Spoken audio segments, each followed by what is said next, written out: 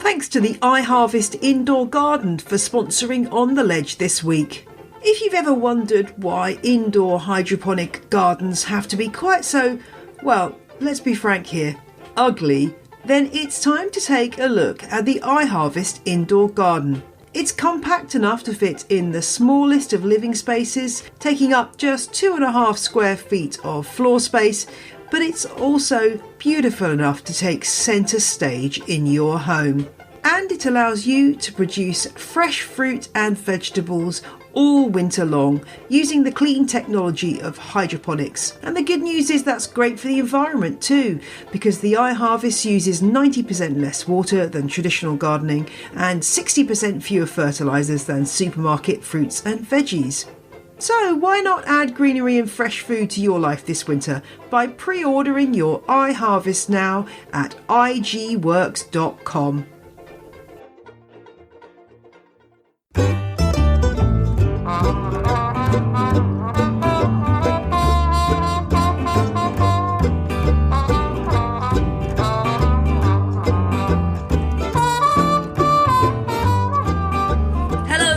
Welcome to episode 110 of On The Ledge podcast. I'm Jane Perrone, the person who gets ridiculously excited by new and interesting plants. Yes, I do quite frequently blow my top on this show, but in a good way, I hope. And this week we're back on the Peperomia trail. I'm airing part 2 of my interview with Sally Williams, in which we discuss the wonderful world of peperomias. And I'm answering a question about the resurrection plant. Ooh, sounds like something out of the X-Files. We'll find out more about this plant and why it's pretty special a bit later.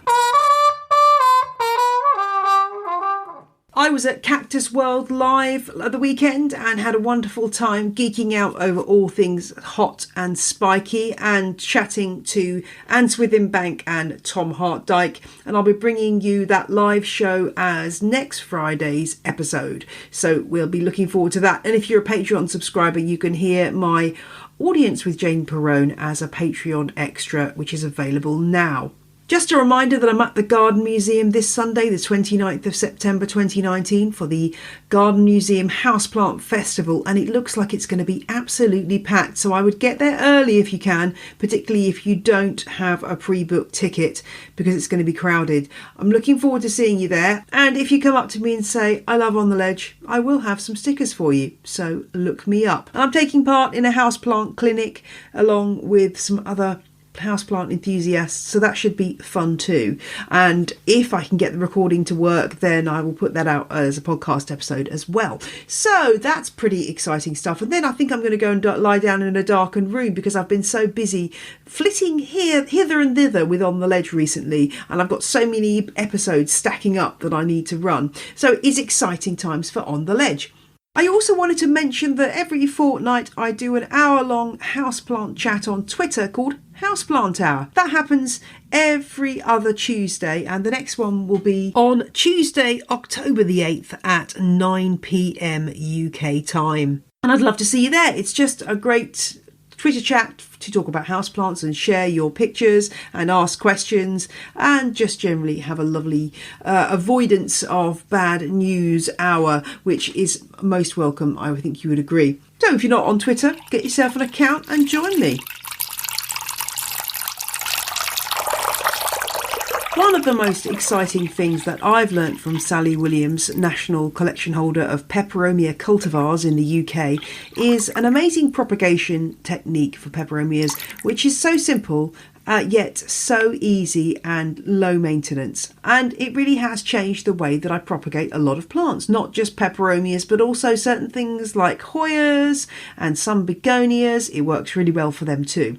And I wanted to share this with you as a matter of urgency because I know it's something that you guys are going to love. So I wanted to start off with this clip. In fact, what happened was I went into Sally's beautiful home, and the minute we got in the hallway, I noticed an array of these plastic pots, made a beeline for them, and we immediately started recording because I was just so excited. Yes, I know, you've heard this all before. This is me getting overexcited about plants. So here we go. Here is Sally and I talking about why hummus pots are absolutely vital for peperomia propagation. I should say other clear plastic pots work fine. I just love the idea that you've got to eat a ton of hummus to get your peperomias propagated. Sally, we're in the hallway of your home, and the first thing I see is something that's got me very excited, which is your little pots of delight. Yes. They're hummus pots. Yes. They're clear plastic pots. This is a wonderful revelation to me. Tell me about what these are. I found that a lot of peperomia will propagate really easily in water. But if you do that, you have to keep topping up the water. Yes. And also there's the humidity issues with a little leaf. If you've got them in a hummus pot, you don't ever have to top them up, and they've got a naturally high humidity. So you can basically put your leaves in there, seal them up, and forget about them for a few weeks. And then when you come back to them, there's usually a little plant on there. It's so exciting, isn't it? I have found that when they're in this controlled humidity, where the humidity is higher, they seem to produce shoots much more quickly. Yes. So when they're in water, you get lots and lots of water roots, but they might take a while to produce shoots. Whereas in the hummus pots, it could be within 4 weeks that you're getting shoots. It's a really good method, and I particularly like it because I am just one of these people who, I'll suddenly think, oh gosh, that was a nice cutting. It would have been really nice if I'd have kept it topped up with water, yes, but it's now dead because I've left it for 2 days. Yeah. So this is a really good method if you've got a lot of cuttings, or if you're not always going to be there to keep an eye on the water levels. Yeah, absolutely. And does it work for any peperomia? Have you found any peperomia it doesn't work for? Yeah, peperomia come from such diverse habitats. You have the ones which do live in high humidity situations, and then you have the xerophytic ones where they have really low humidity, like the very high altitude ones at over 6,000 feet, and they would not like it in a high humidity environment. So I actually do still root some of those in water, even though they're really succulent looking. Yeah. But they still will. I usually start them off in water just till I can see some roots just starting, and then get them into gritty compost. We'll be hearing a little bit more about those propagation pots in the main interview coming up. But just to say a little bit more about this technique, it's so simple and it works brilliantly. All you need, if you don't happen to eat hummus, is a clear plastic pot with a tight fitting lid, and you can buy those new, but really, why not recycle something? I'm sure that you will have some of these lying around your house or in your fridge that once you've finished the contents you can empty them out. And I just put about a half a centimetre of water at the bottom. If you happen to have fancy distilled water or RO, reverse osmosis water or whatever, you can use that, but I just use tap water, and it does go a bit algae filled, but that doesn't seem to matter. And I'll just place the leaf into the pot, lay it down. It doesn't really seem to matter if the leaf is particularly covered in water or not. As long as there's a layer of water at the bottom of the pot, that seems to be fine, and the leaf is in contact with it. So lay the leaf down, or in the case of, I've done this with Hoya Mathilde, just curl the piece of cutting round in a circle round the pot, or lay the leaf in there, whichever kind of leaf you've got, and then put the lid on tightly. Don't make any holes in the lid, and then just leave it in a bright but not sunny spot and wait. And I just tend to stack these up vertically just to save space. Sally has them laid out in a grid pattern. I'll put a picture in the show notes. Either way, just keep an eye on it. If you don't put the lid on properly, you will get some evaporation. If you want to see what happened with my Peperomia maculosa leaf, and that story, do look at my Instagram stories where I posted a little video about it. This just shows how amazing this process is. Certain leaves like Peperomia maculosa and a lot of the Begonia rexes and watermelon peperomia, Peperomia argyrea, you can cut the leaf up into pieces and it will root at every point where a vein is cut, a major vein is cut. So that's what happened with my maculosa. I left the lid off accidentally and the section of leaf almost dried out, but it's still going strong. So plants are amazing, and this technique is amazing too. I've also used it on Begonia erythrosa leaves, that's the beefsteak begonia, and it worked really well for that too. So you put the leaf in, you put the lid on and you leave it, and once you've got a good root system going, I would say maybe 2 or 3 centimetres long, then, as Sally said, pot up into gritty compost. You may feel like you need to pop a clear plastic bag over the cutting at first, just to get it used to that transition from the very humid environment of the plastic pot to going into the environment of your room. So you can do that, but for succulent leaves, then it probably won't be that much of an issue. And it works absolutely brilliantly. And I'd love to hear how you get on with this particular technique, and if it's something you've tried, because, well, quite frankly, it's changed my life and made peperomia cuttings a delight. And now we're off to Sally's plant room, which is the main domain where her peperomias live. Let's find out what she's got hiding behind the door. Yeah. Well, we've come to the Aladdin's cave now. It's beautiful, full of wonderful peperomias, and I don't know how many plants are in there. Over 100, I would say. There's probably nearer 5. Wow. Okay. And how long do you spend maintaining this collection? Is it a big task to keep them all going and keep records? When I was thinking that I was going to register to have a national plant collection, I thought, well, I'm up in the Peak District. We get some bad weather. I want to make sure that I can control their environment, and that will make things easier. Well, I didn't realise that if you have houseplants, they're totally dependent on you. Mm-hmm. And so they do take, they're dependent for the light levels, for humidity levels, for water. But then they're great fun. So yes, I do spend a bit of time watering. I'm sure. I would be in here, just constantly in here, just as you say, looking at your plants and, just pottering. So tell me about some standout plants from this room. There's some lovely ones. This bench is caparatas through to about here. So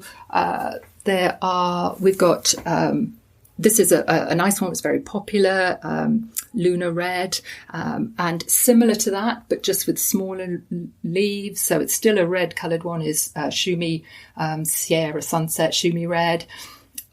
This is Abricot. This one here, the variegated one, is particularly pretty because when the leaves are a bit mature, it's just variegated cream and white, but the young leaves are a lovely shade of pink. So on a bigger plant, you have the green and cream speckled leaves on the outside, and then the pale pink leaves in the middle. That's lovely. It's a really pretty one. Yeah, this is Ketta, where they're sort of ready pumpkin coloured leaves, which is really pretty. And are you keeping these pots are lovely. Is they're all in terracotta? Yeah, they're all in terracotta, which I found is better because you get the airflow around the roots.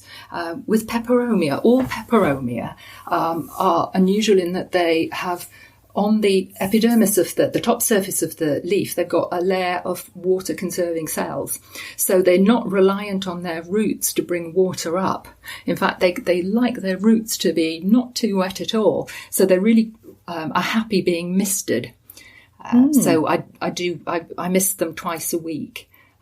And that's interesting because I would, sort of instinctually, I'd say, they don't really need misting because they're very succulent. But that's interesting because of that characteristic. Misting obviously works. Yes, so they can absorb. I'm going to have to start misting my peperomias. Clearly, yeah, they can absorb water and nutrients through their leaves. They don't like their roots to be totally dried out, but usually just misting them, there's a bit of moisture goes on as well. So I water them maybe about once every month or less. And where do you get these lovely brown terracotta pots from? They're gorgeous. Have you got a secret supply? No, I should get them wholesale, but I don't at the moment. There are available from some garden centres. I'm going to the wrong garden centres. I can tell you the Blue Diamond Group has. Okay, they're really nice because I'm moving more and more of my houseplant collection to terracotta, and yes, I'm becoming a bit of a terracotta geek and looking at everyone's terracotta pots, and I have got a lot of sort of very old ones, but they're beautiful. They're really nice. Well, I was put off before because I just didn't feel that I wanted terracotta. I just didn't really want it when I saw these. You thought that was right. Well, they're lovely. That sort of chocolatey dark brown colour goes really well with the plants. It shows, the leaves stand out. Yeah. Yeah. So these are your caparatas. These are caparatas. This is a different species. This is Grigio Argentia, which looks very like caparata, but as the name says, they're grey silver leaves. So yeah, they're pretty.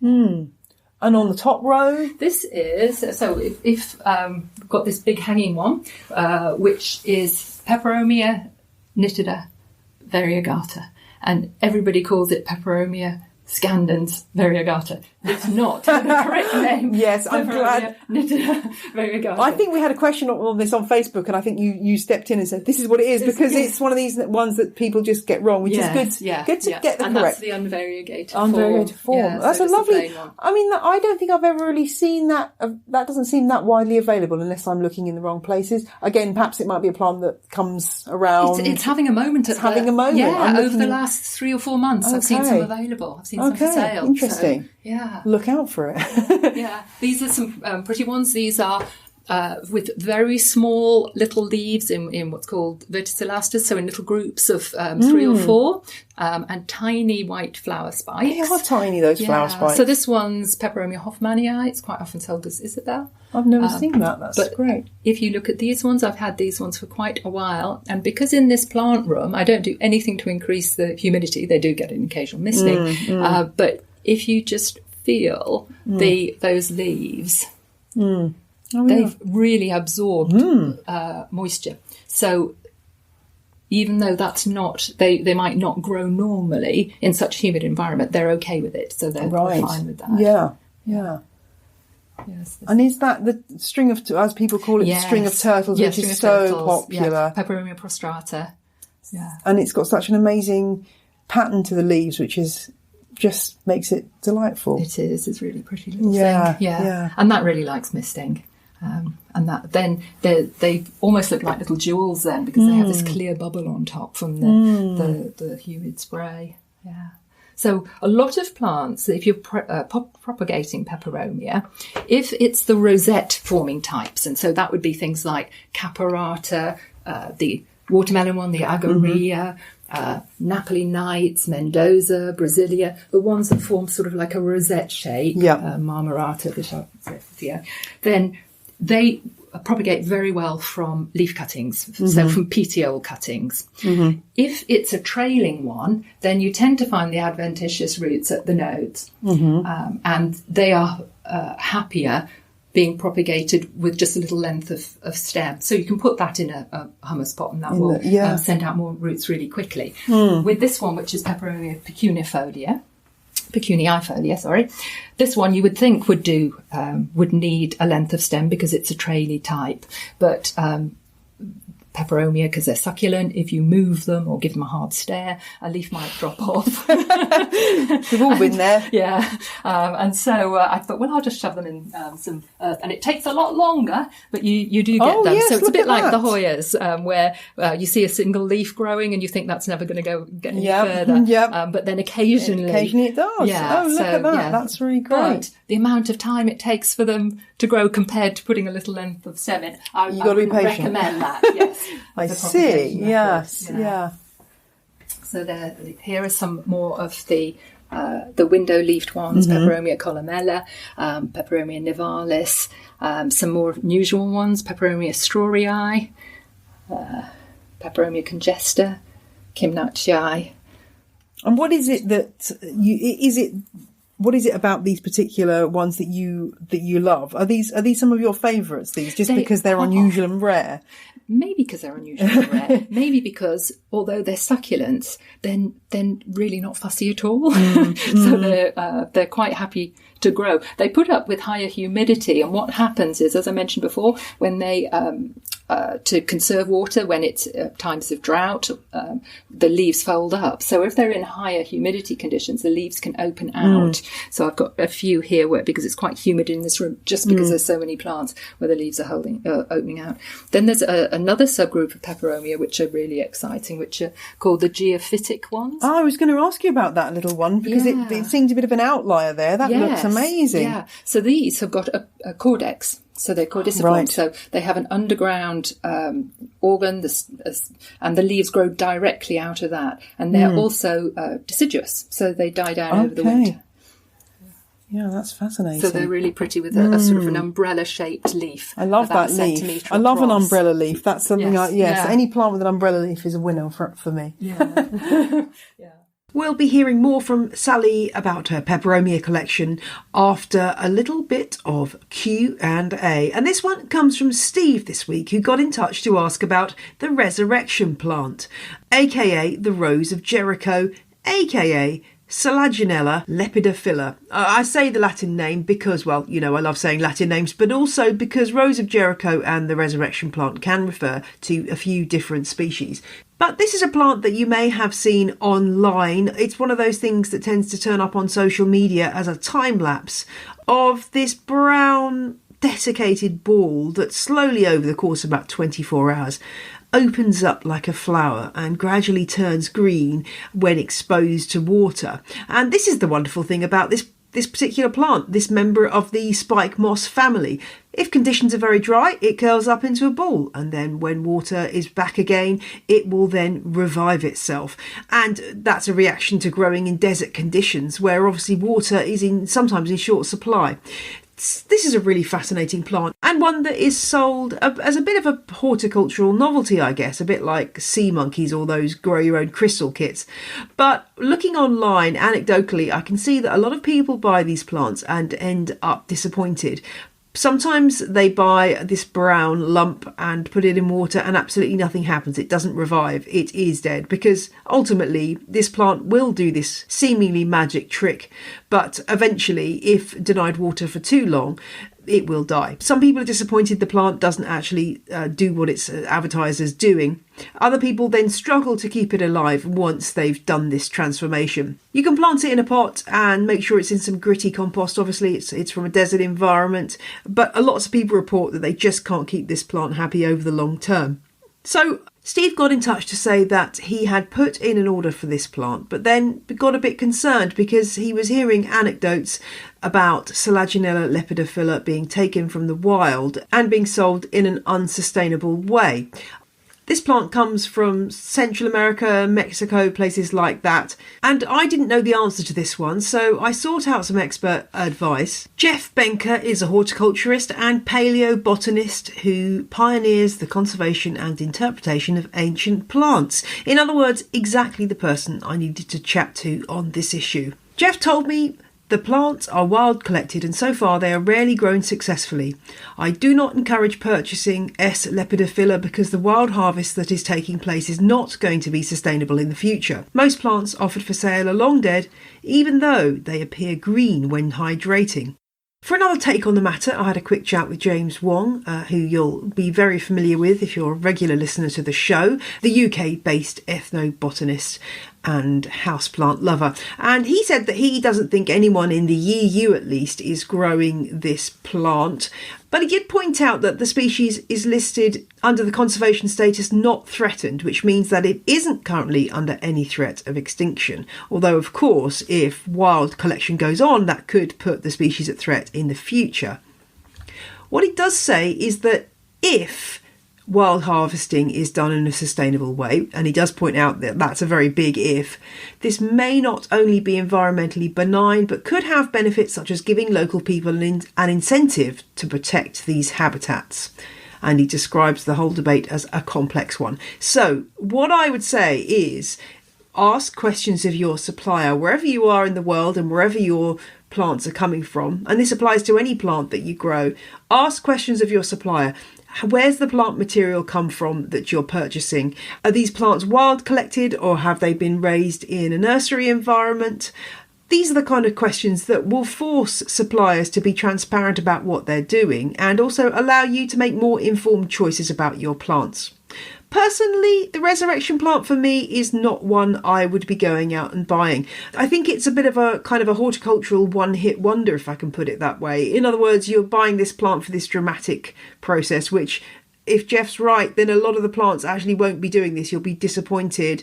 And then it's very hard to maintain on an ongoing basis and keep the plant happy.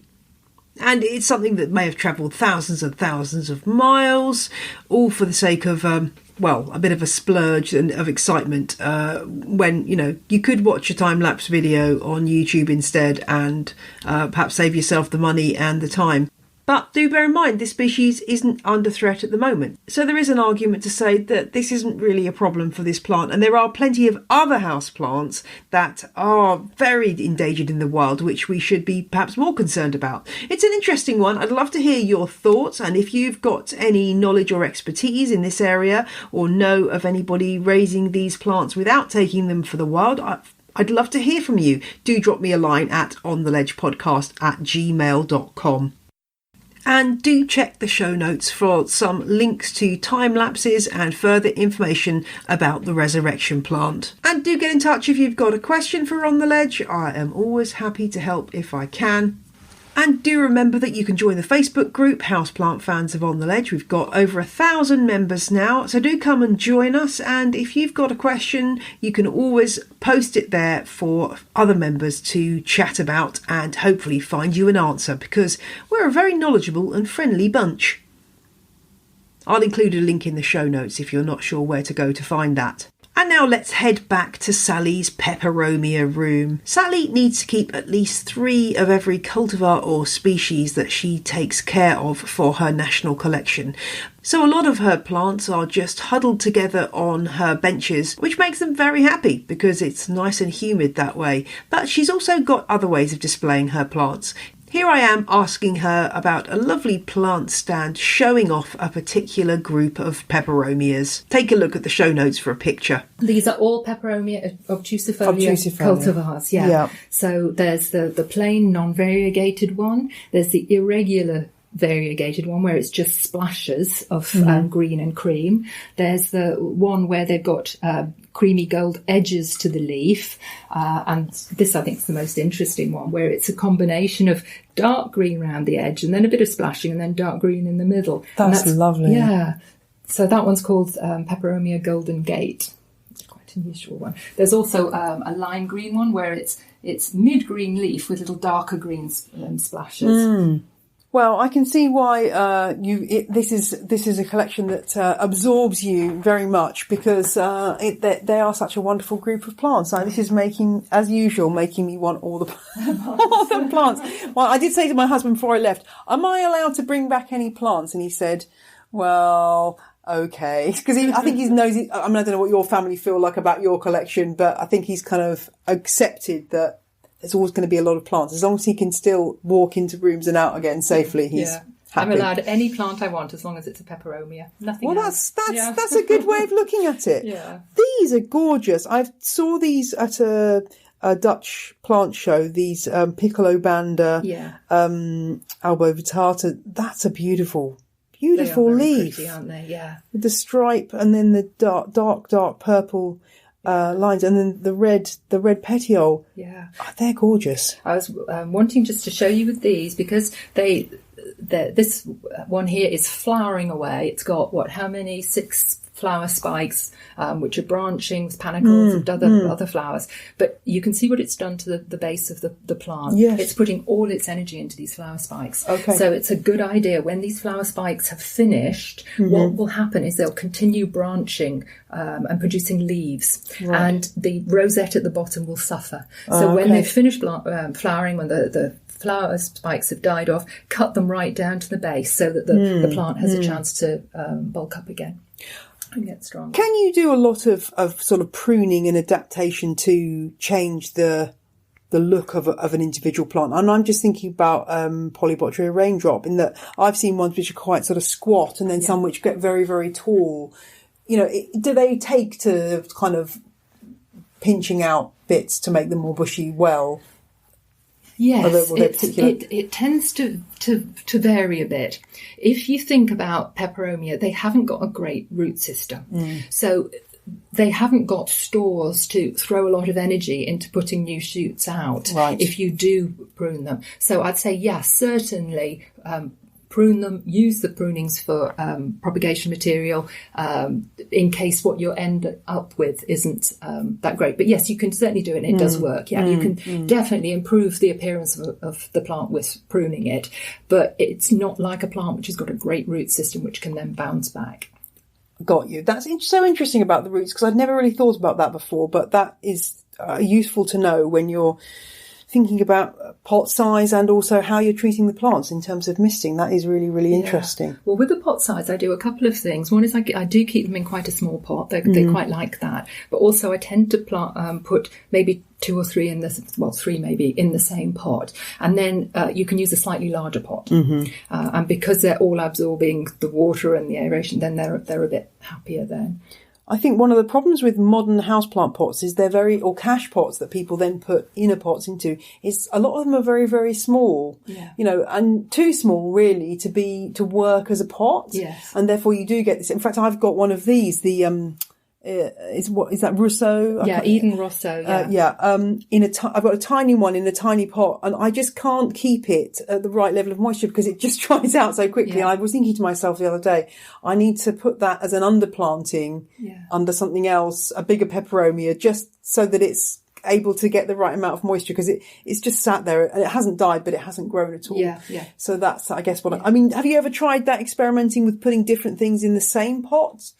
Can that work? Or I suppose for you as a national collection holder, that's not what you're allowed to do, is it? Yeah. No, but I can have them to enjoy. Yes. But I wouldn't want to do that with something where I'm looking at the plant as part of the collection. But yeah, it is something. I mean, I think a lot of like the little ones that I keep under glass domes, they would love to be in a terrarium together, and all the different leaf shapes and sizes. I haven't done that, but I think that it would work. But I have seen people do it where they have put, for instance, say a Peperomia graveolens. That's one of the window ones that likes very dry situations, and they've put it in with plants which grow in the rainforest. That's not going to work. They need different compost conditions. They need different humidity and growing conditions, so they wouldn't be happy together. But definitely the ones that like the tough ones, and maybe something that likes certain conditions, then you could certainly mix that up. I hope that's inspired you to think about mixing it up with your peperomias. Do share some photos with me if you've given that a try. And last but certainly not least, lots of you had questions about peperomias, which were posted on the Facebook group Houseplant Fans of On The Ledge. Some of them we've already answered in the course of our chat, but I wanted to draw Sally's attention to a few specific questions. And first up was one from Mike, who wanted to know how to take care of his Rana Verde. He had written, "This isn't a succulent type and seems fussy, especially regarding watering." Let's see what Sally has to say. Yeah, Rana Verde. Yep. Yes. So that one was, brought out a couple of years ago. I particularly like that one. It's nice green leaves. I did point it out to you upstairs. I've got some big ones. I wonder if Mike has not looked at the compost that it was originally growing in. So I don't know if it was that. To me, it's not one of the terribly fussy ones. One of the things is that if you leave the flower spikes on, it can get exhausted, and then it sort of has a bit of a rest, and then lots of new growth will come back. So you can cut off the old flowers, and so it can concentrate its energies on the new growth. But I would say the general rules with that one, what I do is I put it in my quite open general purpose compost, and mist it twice a week, and it seems it's fine. Happy. Okay. Just another thing generally about peperomias, to get them to flower, they do like, on the whole, a period of cold over the winter. So particularly the high altitude ones. So if you can get the temperature down somewhere where they're getting a lot of light, but the temperature's only about 15 or something like that, then you'll get much more flowers. Okay. And the next question comes from Dejac. I hope I've pronounced that right. Apologies if not. But they want to know what Sally's most recommended peperomia is. What a difficult question. I think that ones like Napoli Nights, is really pretty. That's got silver leaves, and it can just flower and flower and flower. So that one is lovely, and it's not terribly fussy about watering. And also closely related to that is another cultivar called Brasilia, and that one is very tough, and that has quite big dark green leaves with a red undersurface, and that one again is very tolerant, but it's quite a nice plant that the flower spikes on those have got red tips, so they're Next question comes from Chris, who says, all the new growth on my peperomia, about 40 centimetres, was lots of little leaves rather than the more succulent thicker type. It was in a tiny pot, but I've repotted and decided to loop the new growth around the top of the pot in the hope it'll root and fill in. Will this help and root down? I'm wondering if that's Peperomia arbor. Okay. So Peperomia arbor, of all of them, is more prone to that. Okay. If a peperomia is kept quite warm and with a bit more water than it needs over the winter when it's got insufficient light, it'll produce lots and lots of tiny leaves, right, and they won't go away. You need to cut them off. So, okay. Yeah, so not quite as warm over the winter and a lot less water. Okay. Peperomia arbor seems to be particularly prone to that. Brittany wanted to know whether Sally had heard of Peperomia ruby red cascade, because when she searches for the names, she can't find anything. So that's I think is the same as pepper spot. Okay. Now, I have seen a comment when somebody said, I'm growing ruby cascade next to pepper spot, and they look quite different. Mm-hmm. But I don't know if that's cultivation. If you're bringing in a plant that's been grown in the ideal conditions that nurseries can do, and then bringing it into your home, it might be that under cultivation situation they look different. But as far as I can tell, it's the same. And Erin wants to know whether her peperomia flowers should be cut off or left on. Depends if you like them or not. When they're finished flowering, if you want to grow them from seed, peperomia seeds are recalcitrant. So like a lot of tropical plants, so that means that you need to sow them fresh. Okay. Tiny seeds, they'll dry out. And I wanted to show you some seeds which I'd sown about 2 weeks ago, actually, of Peperomia maculosa. And that one, particularly easy from seed. And in fact, I think of all the peperomias, it's grown commercially from seed because it is great. So if you want to do a bit of sowing from seed, hang on to the flowers. What will happen is you'll see the flowers, and then as time goes on, they've got a very interesting flowering cycle. But as time goes on, you will see that each individual little dot on the flower spike becomes bigger and darker. And once it's dark, that fruit is probably ripe, and you can sow them. So if, as I've said, for the health of the plant, cut the flower spike off from the rosette forming ones. Don't let it get vertical with lots of leaves above it, because then it just won't look attractive. So you might like it like that, but it's losing the character that you bought it for.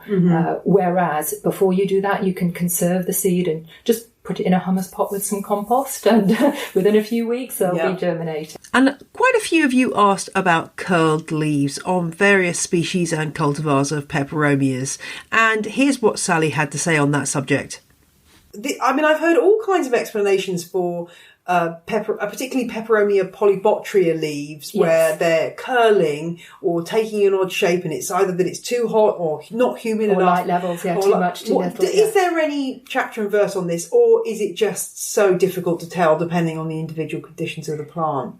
It is really. It is, yeah. I guess all you can do is just keep testing slightly different combinations and seeing how your plant reacts. Yes. Yeah. I think try different light levels.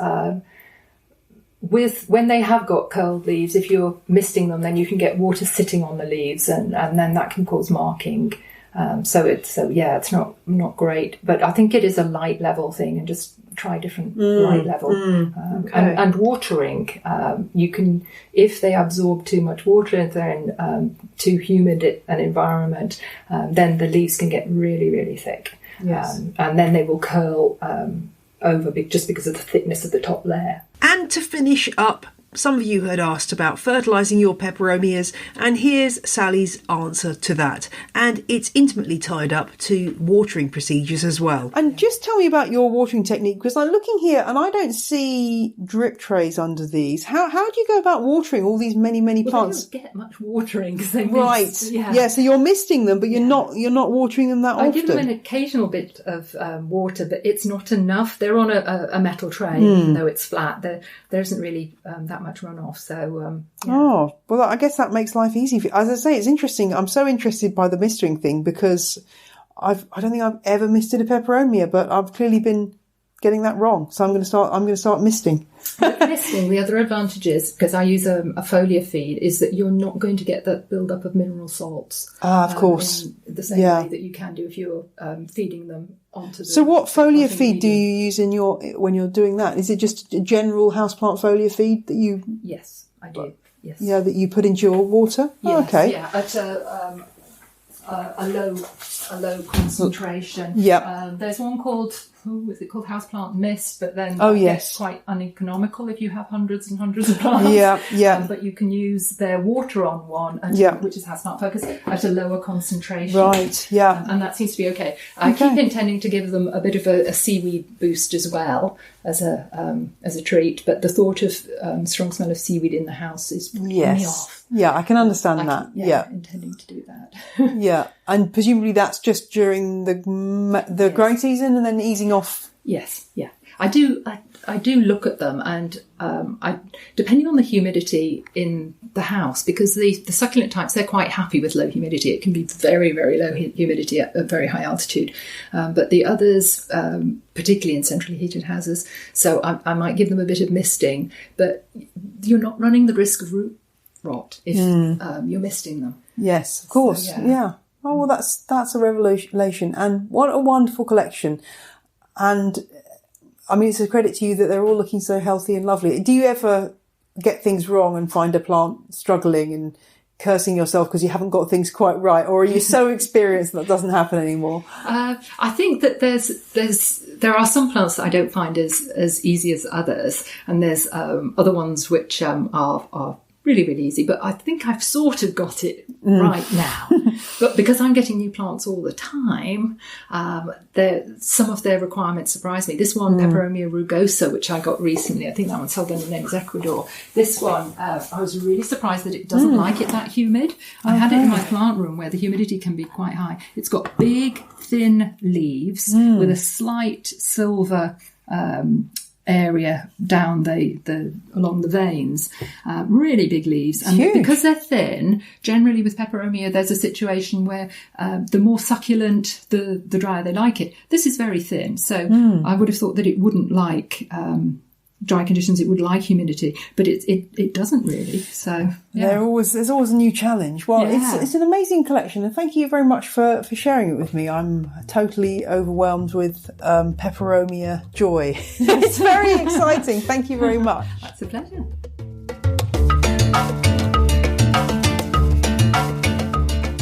That's all for this week's show. If you didn't catch a plant name or want a bit more information, do check out the show notes at janeperrone.com, which I try to make as comprehensive as possible.